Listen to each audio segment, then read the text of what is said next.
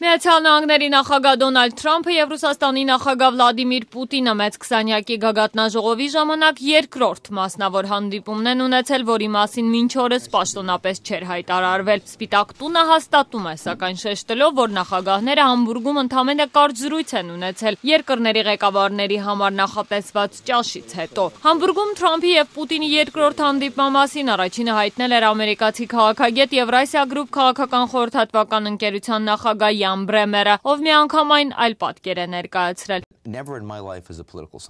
Բրեմերը պատմում է, որ խոսել է ճաշին ներկա երկու անձանց հետ։ Քաղաքագետի խոսքով Թրամփի և Պուտինի զրույցը տևել է մոտ 1 ժամ։ Դրան ներկա է եղել միայն Ռուսաստանի նախագահի անձնական թարգմանիչը, ինչը ըստ Բրեմերի ազգային անվտանգության արարողակարգի խախտում է։ Սպիտակ տունը մինչդեռ հուլիսի 7-ին Համբուրգի Էլբյան ֆիլհարմոնիայի շենքում տեղի ունեցած հանդիպման առընչությամբ հաղորդում է, որ Թրամփն օգտվել է Պուտինի թարգմանչի ծառայություններից, քանի որ ճաշին ներկա ամերիկյան կողմի թարգմանիչը ռուսերեն չի խոսել։ Առաջնորդներն ու նրանց կանայք կարող էին ընթրիքին ներկա լինել միայն մեկ թարգմանչի հետ։ Միացյալ Նահանգների նախագահը նստել էր Ճապոնիայի վարչապետի տիկնոջ կողքին և ամերիկյան կողմի թարգմանիչը ճապոներեն էր խոսում, հստակեցնում է Սպիտակ տունը։ Հանդիպման փաստը հաստատել է նաև Միացյալ Նահանգների ազգային անվտանգության խորհրդի խոսնակ Մայքլ Էնթոնը։ Նա չի հստակեցրել, թե որքան է տևել երկու առաջնորդների խոսակցությունը, սակայն հայտարարել է, որ այն պատահական էր և չպետք է որակվի որպես հանդիպում կամ նույնիսկ որպես պակասարարողակարգային, սակայն պաշտոնական առանձնազրույց։ Աղանդների մատուցման ժամանակ տեղի ունեցած խոսակցությունը չպետք է հանդիպում որակվի,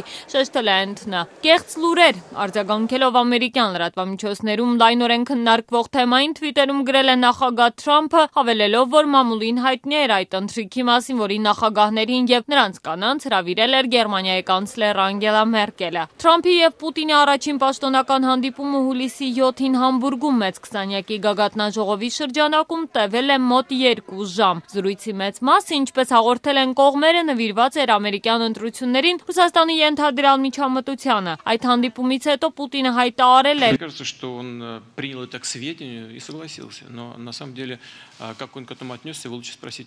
Պավորություն ունի, թե Թրամփը ընդունել է իր հավաստիացումներն այն մասին, որ Մոսկվան չի միջամտել ամերիկյան նախագահական ընտրություններին։ Միացյալ Նահանգներում մինչդեռ ոչ միայն չեն մարում, այլ նոր թափ են ստանում մեղադրանքները նախագահական ընտրություններին Ռուսաստանի միջամտության և Թրամփի թիմի ու Կրեմլի միջև հնարավոր դավադրության վերաբերյալ։ Կրքերն էլ ավելի բորբոքվեցին, երբ հայտնի դարձավ, որ Միացյալ Նահանգների նախագահի որդին Դոնալդ Թրամփ կրտսերը անցյալ տարի քարոզարշավի ժամանակ հանդիպել էր Կրեմլի հետ սերտ կապեր ունեցող փաստաբան Նատալիա Վեսելնիցկայային, ով խոստացել էր Թրամփի մրցակից Հիլարի Քլինտոնին վարկաբեկող նյութեր տրամադրել։ Թե Միացյալ Նահանգների նախագահը, թե նրա որդին հայտարարել են, որ այդ հանդիպումը եղել է իմաստազուրկ ու անարդյունավետ։ Նախորդին բացահայտվել է ամերիկյան իրավապահների և մամուլի ուշադրության կենտրոնում հայտնված այդ հանդիպման 8-րդ մասնակցի անունը Իրակլի Կավելաձեն, ով Ռուսաստանում բնակվող ադրբեջանցի գործարար Թրամփի երբեմնի գործընկեր Արազ Աղալարովին պատկանող Crocus Group ընկերության մենեջերներից է։ Այսպիսով Նյու Յորքում անցյալ տարի ամռանը տեղի ունեցած այդ հանդիպմանը Թրամփ կրտսերից և Վեսելնիցկայից բացի մասնակցել են նաև Միացյալ Նահանգների նախագահի փեսա Ջարեդ Քուշները, Դոնալդ Թրամփի նախընտրական շտաբի ղեկավար Փոլ Մանաֆորտը, ում կասկածում են Կրեմլի մոտ կանգնած անձանց հետ կապեր ունենալու մեջ, շոու բիզնեսի ոլորտում հայտնի Ռոբ Գոլդսթաունը և ռուս լոբիստ Ռինատ Ախմեդշինը, որին ամերիկյան մամուլը ներկայացնում է որպես Խորհրդային Միության անվտանգության ծառայությունների նախկին գործակալ։